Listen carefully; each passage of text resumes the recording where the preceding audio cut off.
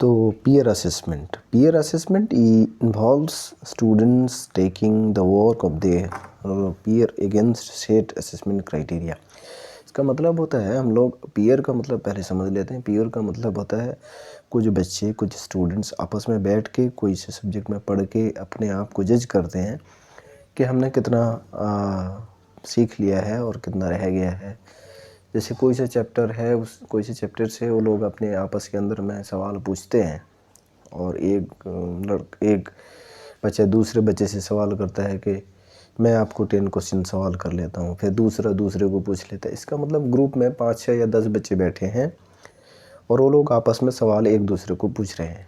इसे पता लग जाता है कि एक स्टूडेंट ने कितना पढ़ा है, खुद ही जज करता है। इसे पीयर असेसमेंट बोलते हैं। नॉर्मली पीयर असेसमेंट जो है इम्पोर्टेंट कंपोनेंट है असेसमेंट एज लर्निंग का। कभी कभी असेसमेंट फॉर लर्निंग भी दिया होता है। अगर आपके पास ऑप्शन हो असेसमेंट फॉर लर्निंग तो आप लोग असेसमेंट फॉर लर्निंग करेंगे। अगर ऑप्शन है असेसमेंट एज लर्निंग तो पीयर असेसमेंट एक असेसमेंट एज लर्निंग का है। लेकिन इसमें सेल्फ असेसमेंट भी आता है। असेसमेंट का मतलब होता है कि स्टूडेंट जब 10 सवाल उसके दोस्त उससे पूछते हैं और उसमें से वो 5 सवाल दे पाता है आंसर, तब पता लगता है कि वो अपने आप से 5 सवाल नहीं कर पा रहा है या नहीं किया है सही से। तो इसे पीयर असेसमेंट, पीयर मतलब कुछ दोस्तों के बीच में बैठकर जब वो अपने आप को जज करता है या ऑब्जर्व करता है अपने लेवल ऑफ एजुकेशन का या कोई से चैप्टर के कंप्लीट का, तो उसे पीयर असेसमेंट बोलते हैं। नॉर्मली एक चैप्टर कंप्लीट होने के बाद या 2 चैप्टर कंप्लीट होने के बाद स्टूडेंट्स को पीयर ग्रुप में अगर बैठ के सीखते हैं तो इसे बहुत कुछ पता लग जाता है कि स्टूडेंट को कितना क्या मालूम है या नहीं है। नॉर्मली स्टूडेंट ऐसे करते हैं तो लोगों का बहुत सारा स्किल डेवलप होता है। नॉर्मली वो लोग मेटा कॉग्निटिव टूल जो होता है उनके अंदर एक डेवलप होता है। जैसे कम्युनिकेशन स्किल है मेटा कॉग्निटिव टूल के अंदर। एक सेल्फ असेसमेंट हो जाए। सेल्फ असेसमेंट मतलब अपने मार्क या लेवल कितना हुआ है, लेवल को ऑब्जर्व करने के लिए भी मेटा कॉग्निटिव टूल कहते हैं उसे। मेटा कॉग्निटिव टूल में सेल्फ क्रिटिसिज्म भी आता है। सेल्फ क्रिटिसिज्म का मतलब है कोई से स्टूडेंट अगर अपने दोस्तों के बीच में बैठता है और कुछ सवाल खुद से नहीं पूछते हैं, अगर दूसरे दोस्त उसको नहीं बोल पाता है तो उसको सेल्फ क्रिटिसाइज करता है वो खुद अपने अपने अंदर में। इसका मतलब क्या है कि मैंने 10 सवाल से 2 ही जवाब दिए हैं। दूसरों को जब मैं 10 सवाल पूछ लेता हूँ तो वो लोग 8-9 जवाब दे देते हैं या 10 से 10 दे देते हैं।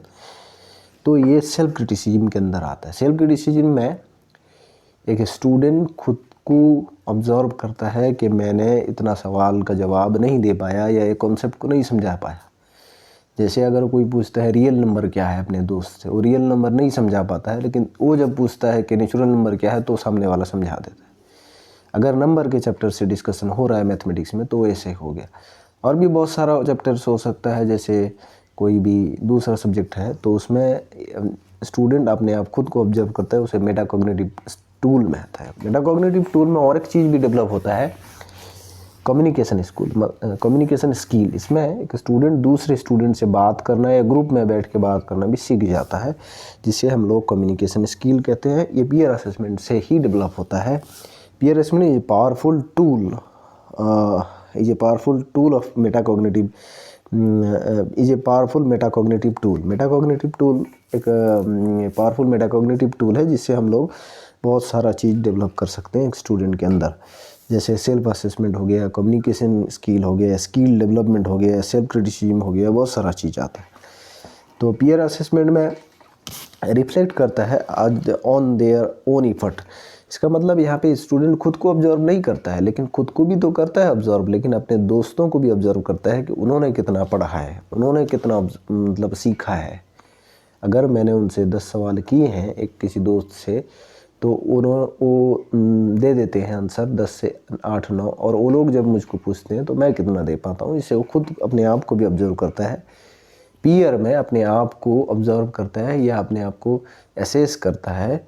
इसे हम लोग पीयर का नॉर्मली मतलब होता है 5 या 10 स्टूडेंट्स एक साथ बैठे हैं और वो खुद पढ़ रहे हैं या एक दूसरे से पूछ रहे हैं सवाल, या कन्वर्सेशन हो रहा है उनके अंदर कोई से टॉपिक को लेकर या कोई से चैप्टर को लेकर बातचीत हो रही है उनके अंदर, उसे पीयर असेसमेंट बोलते हैं। नॉर्मली असेसमेंट का मतलब होता है वो क्राइटेरिया सेट कर लेते हैं पहले पीयर असेसमेंट में। इसका मतलब कैसे ने, अगर 10 सवाल पूछे जाएंगे तो हर बच्चा दूसरे बच्चे को 10 सवाल पूछेगा, फिर या 5 क्वेश्चन पूछेगा, उसमें से वो कितना आंसर दे पाता है।